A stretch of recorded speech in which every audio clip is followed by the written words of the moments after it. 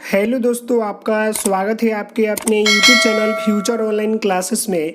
आज हम इस वीडियो में बिहार डीएलएड के पेपर F11 जिसमें आपको पढ़ना है कला समेकित शिक्षा के बारे में, उसके यूनिट 5 को इस वीडियो में देखेंगे, जिसमें आपको पढ़ना है कला समेकित शिक्षा में आकलन एवं मूल्यांकन के बारे में। इसमें जितने भी पॉइंट है टोटल पॉइंट को जो है डिस्कस करेंगे। साथ ही साथ मैं यह कहना चाह रहा हूँ कि आपका जो है F11 पेपर का जो है ये लास्ट यूनिट है। इससे पहले जो है चारों यूनिट मैंने कंप्लीट करा चुका है। अगर वह वीडियो आपने नहीं देखा है तो आप प्ले लिस्ट में जाकर आसानी से देख सकते हैं, नहीं तो डिस्क्रिप्शन में जो है आपको लिंक मिल जाएगा, उस पर क्लिक करके आप उस वीडियो को देख सकते हैं।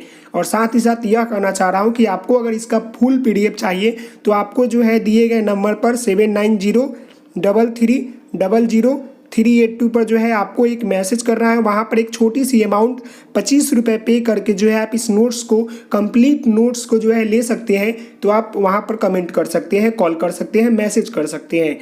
तो इस वीडियो में जो है हम जानेंगे कि कला समेकित शिक्षा में जो है आकलन एवं मूल्यांकन अवधारणात्मक समझ बच्चों के शैक्षिक में।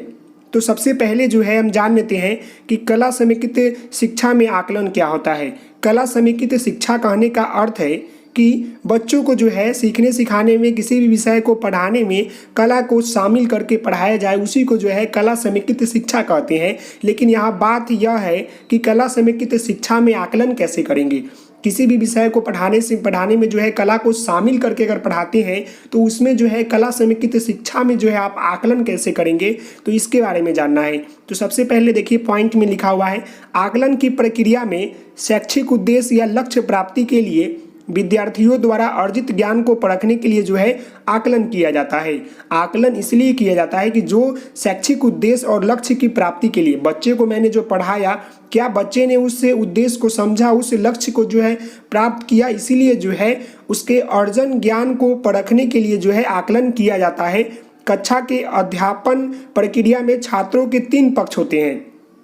जब कक्षा में किसी चीज़ को पढ़ाया जाता है तो बच्चों के जो होते हैं 3 पक्ष होते हैं। पहला होता है ज्ञानात्मक, भावनात्मक और मनुष्य शारीरिक पक्ष। ये 3 पक्ष होते हैं। तो आकलन आप समझ गए होंगे कि किसी भी विषय को जब हम लोग पढ़ाते हैं तो उसके जो बच्चे समझते हैं, कितना समझ पाए, उसके अर्जन ज्ञान को जो है परखने के लिए हम लोग आकलन कहते हैं, आकलन करते हैं। नेक्स्ट पॉइंट है आकलन उद्देश्य शिक्षण अधिगम प्रक्रिया में सुधार करना। आकलन संपूर्ण अकादमी अवधि के दौरान निरंतर चलने वाली प्रक्रिया है। नेक्स्ट पॉइंट को देखते हैं। तो नेक्स्ट पॉइंट में जो है आकलन के द्वारा ज्ञानात्मक पक्ष को मापा जाता है। यह एक सतत प्रक्रिया है जिसके द्वारा जो होता है परिणात्मक, गुणात्मक दोनों ही प्रकार के सूचनाएं प्राप्त होती है। आकलन जो होता है आप कभी भी कर सकते हैं। कक्षा में अगर किसी सब्जेक्ट को आप पढ़ा रहे हैं तो अंत में जाने से पहले जो है आप उसके रिलेटेड क्वेश्चन पूछ के जो है उस सब्जेक्ट से रिलेटेड, उस टॉपिक से रिलेटेड आप आकलन कर सकते हैं। इसी को जो है आकलन कहते हैं। और आकलन जो होता है एक सतत प्रक्रिया है, यह हमेशा चलती रहती है। मूल्यांकन जो होता है, जो हम आगे जानेंगे, वह जो होता है साल के अंत में होता है। लेकिन आकलन जो होता है आप कभी भी कहीं भी जो है कर सकते हैं। बच्चों का किसी भी सब्जेक्ट में, किसी भी टॉपिक के ऊपर जो है आप आकलन कर सकते हैं। तो अब हम जानेंगे कला समेकित शिक्षा में मूल्यांकन के बारे में। इसमें जैसे नोट्स में लिखा हुआ है, मूल्यांकन एक ऐसी प्रक्रिया है जिसके द्वारा यह ज्ञात किया जाता है कि पूरी शिक्षा प्रक्रिया के उद्देश्य की प्राप्ति की जा सकी या नहीं की जा सकी। मैंने बोला ना अभी आपको कि आकलन जो होता है वो कक्षा में कोई भी सब्जेक्ट को पढ़ाने के बाद जो होता है आप कर सकते हैं। लेकिन मूल्यांकन जो होता है साल के अंत में कर सकते हैं। मूल्यांकन एक ऐसी प्रक्रिया है जिसके द्वारा जो है यह ज्ञात होता है कि पूरी शिक्षा प्रक्रिया में उद्देश्य की प्राप्ति की जा सकी या नहीं जा सकी। जो 1 साल के अंतर्गत जो है कक्षा में मैंने जो पढ़ाया, तब जाकर जो इसका फाइनल एग्जाम होता है तो उसमें जो मूल्यांकन होता है तो पता चलता है कि मैंने जो पूरे साल बच्चों को पढ़ाया, क्या उसमें उन्हीं के पास जो है ज्ञान अर्जन किए कि नहीं किए, क्या वो सीखे कि नहीं सीखे। तब जाकर जो होता है मूल्यांकन का मेन रूप या मेन अर्थ निकलता है। अब आगे जानते हैं। नेक्स्ट इसी में पॉइंट है, मूल्यांकन से जो होता है अध्यापक और विद्यार्थियों दोनों के ही जो होते हैं लाभ होते हैं। मूल्यांकन कहने का अर्थ है कि इससे दोनों को लाभ होता है। क्यों लाभ होता है मैं आपको बता दूं, अध्यापक को भी जो पता होता है कि मैंने जो इस तरह से पढ़ाया तो बच्चे जो है इस तरह से रिजल्ट दिए। बच्चों को भी पता होता है कि मैंने ऐसे पढ़ा इसलिए मुझे खराब रिजल्ट आया, अच्छा रिजल्ट आया। तो बच्चे भी सुधार करते हैं, साथ ही साथ जो होते हैं अध्यापक भी सुधार करते हैं। अध्यापक भी सुधार करते हैं, इसलिए कि अध्यापक भी जो होते हैं अपने जो पढ़ाने की विधि होते हैं उसमें भी जो होते हैं सुधार करते हैं। और साथ ही साथ विद्यार्थी जो होते हैं पढ़ने के तौर तरीके को सुधारते हैं ताकि अगले साल जो है अच्छे नंबर लाना है मेहनत करके। तो यह जो है मूल्यांकन दोनों के लिए जो है काफ़ी लाभदायक होता है। अध्यापक यह जान पाते हैं कि उनके द्वारा कराए गए शिक्षण कार्य में वह कितने सफल एवं उद्देश्य कहाँ तक प्राप्ति हुई। अध्यापक ने जिस तरह से शिक्षण कार्य किया उनको भी जो है यह पता चलता है कि मेरा उद्देश्य था ये कि बच्चा ऐसे सीख पाएगा, लेकिन वो नहीं सीख पाया। तो इससे जो होता है अध्यापक को भी जो है प्राप्ति होता है कि मुझे इस तरह से नहीं आकर इस तरह से पढ़ाना चाहिए। और साथ ही साथ वह दूसरे चुनी हुई शिक्षण पद्धति का जो है सिद्ध हुआ। जो उन्होंने शिक्षण पद्धति चुना, क्या वो शिक्षण पद्धति सही था ऐसे पढ़ाने के लिए इस साल में, तो इससे भी जो है पता चल जाता है शिक्षक को भी जो है। और साथ ही साथ छात्रों को जो है मूल्यांकन द्वारा अपनी कमियों को जो है पता लगता है, वह उसे दूर करने के एवं बेहतर रूप से कार्य करने के लिए अपने को जो है तैयार कर पाते हैं और उसे सुधार की संभावना को बल मिलता है।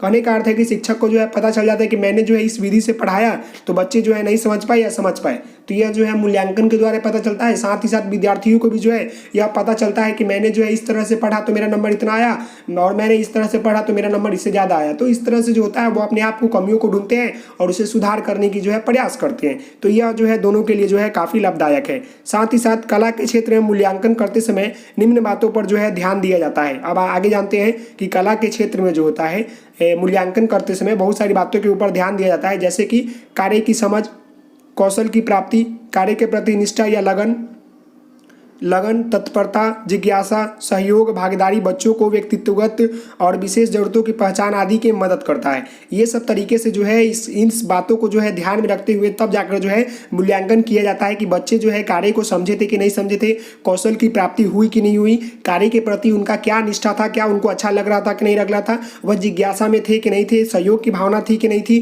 भागीदारी अच्छा से निभाया कि नहीं निभाया, बच्चों के व्यक्तिगत भाव क्या थे, उसके विशेष जरूरतों की पहचान आदि की मदद से जो है आप कला में जो है मूल्यांकन कर सकते हैं। यहाँ पर दो मेन पॉइंट आया है, आकलन और मूल्यांकन। तो आकलन जो होता है आप कभी भी कहीं भी कर सकते हैं, किसी भी सब्जेक्ट में कभी भी एक टॉपिक पढ़ाकर भी जो है आप आकलन कर सकते हैं, लेकिन मूल्यांकन जो है आप एक टॉपिक पढ़ाकर नहीं कर सकते हैं, वो जो है साल के अंत में आपका मूल्यांकन होता है। इससे क्या होता है कि बच्चे और जो भी टीचर होते हैं उन दोनों को फायदा होते हैं। टीचर को यह पता चलता है कि मैंने इस तरह से पढ़ाया तो बच्चे समझे या नहीं समझे, और बच्चों को यह पता होता है कि मैंने नहीं पढ़ा तो मेरा जो है मूल्यांकन अच्छा नहीं आया, तो अपने आप को सुधारते हैं। साथ ही साथ शिक्षक भी जो होते हैं अपने आप को सुधारते हैं। अब जो है पॉइंट 2 के बारे में जानेंगे, जिसमें हमें जानना है आकलन एवं मूल्यांकन के संकेत अर्थ दृश्य कला एवं प्रदर्शन कला के संदर्भ में, कि आकलन एवं मूल्यांकन का जो संकेतक अर्थ है वो क्या, दृश्य कला और प्रदर्शन कला के अर्थ में क्या है। दृश्य कला और प्रदर्शन कला जो होता है एक ही होता है। दृश्य मतलब दिखाना, प्रदर्शन में भी होता है दिखाना, अपने माध्यम से अपने शरीर के हाव भाव से जो है कला करके दिखाना, उसी को जो है हम लोग प्रदर्शन दृश्य कला कहते हैं। तो इसके बारे में मूल्यांकन कैसे होता है, आकलन कैसे होता है, तो एक एक करके जान लेते हैं। पॉइंट को देखें, मूल्यांकन में दृश्य कला एवं प्रदर्शन कला, पहला पॉइंट यह है आपका। तो इसका उपयोग जो होता है बच्चे द्वारा किए गए कार्य को प्रदर्शित करने के लिए किया जाता है। कार्यों को प्रदर्शन के लिए उपयुक्त स्थान का चुनाव शिक्षक अपनी सुविधा अनुसार करते हैं, और जहाँ पर दृश्य कला एवं प्रदर्शन कला आसानी से हो सके, प्रदर्शन कला के प्रदर्शन के लिए जो है विद्यालय का कोई भी उपयुक्त जगह या चुनाव किया जा सकता है। इससे क्या होता है कि बच्चों का जो होता है प्रदर्शन करने को जो है मौका मिलता है, जिससे जो होता है शिक्षण प्रदर्शन के आधार पर जो है मूल्यांकन करते हैं। पहला पॉइंट आपका क्या था कि मूल्यांकन में दृश्य कला एवं प्रदर्शन कला। इस बात को समझने के लिए आप समझ जाए कि जो मूल्यांकन होता है वो दृश्य कला को शामिल करके कैसे मूल्यांकन कर सकते हैं। तो इसके लिए जो होता है प्रयुक्त आपको एक स्थान ढूंढना होगा, जो कि शिक्षक जो होते हैं अपनी सुविधा के अनुसार जो होते हैं उस स्थान को ढूंढते हैं जहां पर जो होता है दृश्य कला एवं प्रदर्शन कला जो है बच्चे कर दिखाते हैं।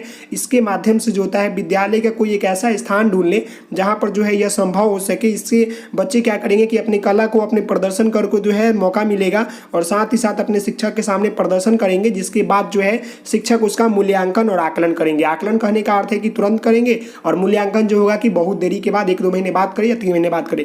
तो ये होगा, इस तरह आप लिख सकते हैं। अब जो है हमें जानना है पॉइंट 3 में कला में मूल्यांकन के विभिन्न अव्यय एवं तरीके के समझ। कला में जो होता है मूल्यांकन आप कैसे किस उपागमों से करेंगे उसके बारे में जान लेते हैं। तो जैसे कि यहाँ पॉइंट लिखा हुआ है, कला में मूल्यांकन के लिए निम्नलिखित उपागम एवं तरीके का उपयोग किया जा सकता है, जैसे अवलोकन करके, फोटोफोलिया से, check post, check list, rating scale, घटना वृत्तांत, प्रदर्शन आदि से जो है आप मूल्यांकन कर सकते हैं। एक एक करके जो है इन सभी के बारे में जान लेते हैं। अवलोकन पता होगा, अवलोकन कहने का अर्थ है कि जो आपका कोई शिक्षक अगर पढ़ा रहा है कक्षा कक्ष में, उसी समय आप देख रहे हैं, उसका अवलोकन कर रहे हैं, क्या कमी है क्या अच्छा है उसके बारे में, इस तरह से आप कर सकते हैं। तो इसी तरह जो है कला समेकित शिक्षा में जो है मूल्यांकन करना है तो पहला पॉइंट उपागम में जो है आपका अवलोकन है। अवलोकन व्यक्ति के व्यवहार की मापने की विधि है। व्यक्ति अपने आसपास होने वाले विभिन्न क्रियाओं तथा घटनाओं का अवलोकन करता है। अवलोकन का संबंध जो होता है किसी व्यक्ति के बाहरी व्यवहार को देखकर उसके व्यवहार का वर्णन करना, यही होता है। मतलब किसी व्यक्ति के बाहरी जो व्यवहार होता है उसको देखकर जो है उसका वर्णन करना, वही जो होता है अवलोकन हो रहा है। आंतरिक क्या है वो नहीं पता, अंदर से वो गंदा है लेकिन बाहर से अगर वो अच्छा है तो आप कह सकते हैं कि वो अच्छा है। तो इसीलिए कहा गया है कि अवलोकन का संबंध जो है किसी व्यक्ति के बाहरी व्यवहार को देखकर उसके व्यवहार का वर्णन करना अवलोकन कहलाता है। अब आ गया आपका फोटोफोलिया।